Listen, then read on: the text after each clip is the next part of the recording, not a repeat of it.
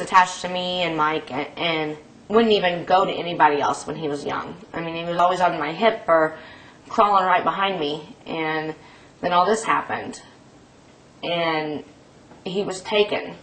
So, and then he got attached to Grandma and Grandpa.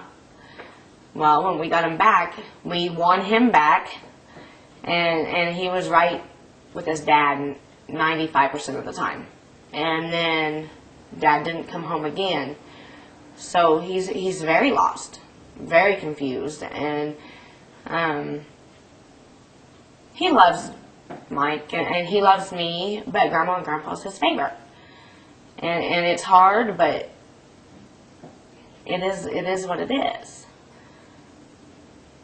I think that would be the one thing to show people is this wrecks families. This drug wrecks Absolutely. families. Absolutely. And what do you think if someday, I asked him this too, if they come to you and they're like, why did you do all this? Why did this have to happen? What would you tell them? It didn't have to happen. It was stupidity and money. That was it. It didn't have to happen. It was a choice, a bad one, but it doesn't have to happen to anybody. And that too was what he was saying, is a lot of it started because he was laid off and realized he could make a quick buck with it. Absolutely. And I think the part that was kind of my aha moment was the fact that it was almost the cocaine high that he liked, maybe even more than the drug itself. Right. That I thought, I mean, that had never crossed my mind as, okay. And I think he liked the attention. And so that was kind of like a drug in itself. The power, I guess, of it all. And he said, and I asked him, did you, I mean, obviously, he said the neighbors had suspected something. He talked to them afterwards because he said they saw so many people coming and going. Right.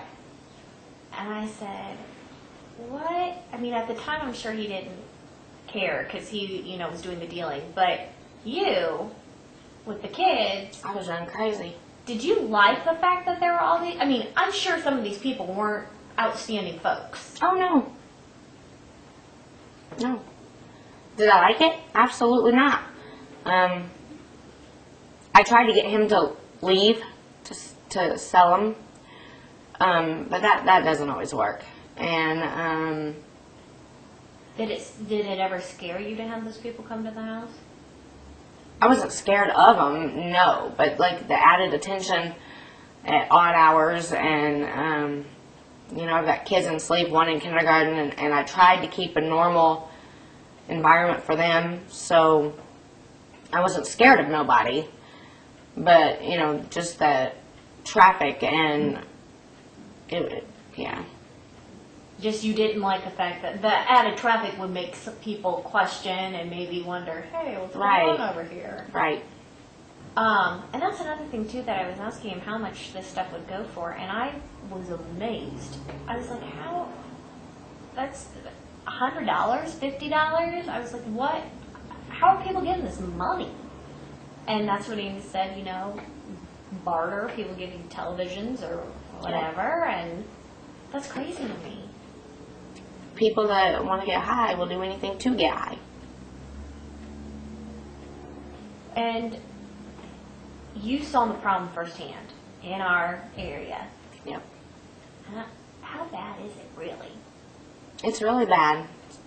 It's basically on every street, every block. It's everywhere. And that's just, what do you think has to be done to put a dent into this? Unless they take Sudafedrin off the market, I don't think you're going to. Well, that's another thing too. And I was asked him, if, the regular person, and you look at all these different components that make up meth, and you're going, why the heck would someone want to put this in their bodies? I don't know. There's a lot of bad stuff in it. Yeah. Real bad stuff. And I just, But of course, you're not thinking about that at the No. time. Not at all. Like how many, like could you go hours and days? Hours or days. Wow. And did it have the same effect on him that it did you? Yeah. Or was it different? In the beginning it was the same, but then it was different because after he started cooking, you know, after he would cook, he would go to bed. But you couldn't go to bed. I could if I wanted to. And so I said too, I think it'll be interesting because how long have you two been together? We've been married for 9 years, so together for a little over 10. I said, do you think there's going to be a different dynamic? Because now you're a clean couple as to oppose where you weren't. And what do you think there will be a difference? I hope there will be. I mean, I hope when he gets out that things are going to change. And, you know, basically it stinks, but I've been a single mom for a long time, so I'm hoping that I can have some hope when he gets out. Do you find, Jack was talking, is it hard to let go of that past? It is.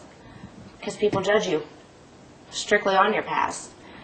And it doesn't matter how long you've been clean or whatever. They think that change isn't possible, and it is if it's something that you really, really want. And I asked him, I said, do you tell me when you get out of jail you will never touch her again? He said, no, because he goes, look at me. This is my reminder. And that's what I said. That the fact is, he may be clean the rest of his life, but he's always going to have that reminder that. Right, looking back at him in the mirror. And like you said, unfortunately, people will judge. Right. What is your hope for your family when he gets released? That we can be together and be happy and clean and live our lives. And, looking back on all of this, the past couple of years that have happened, do you just kind of sit back and go, what happened? Absolutely. Because it all happened and it all went down so quick.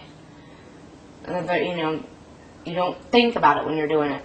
And so, really, as Mike said, it's the devil's drug. It is. And, have you had to adjust your lifestyle? Because I asked him, I said, a lot of people have to cut people out of their lives and things like that when they come back into, their regular living space. And have you, had to do that already, or?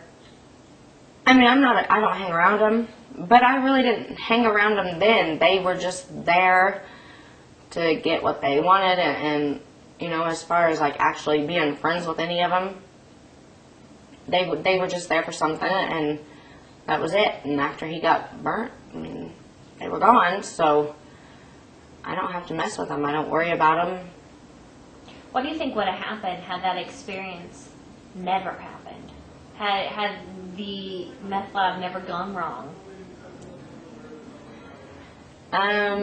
We'd probably either still be doing it or I would have left.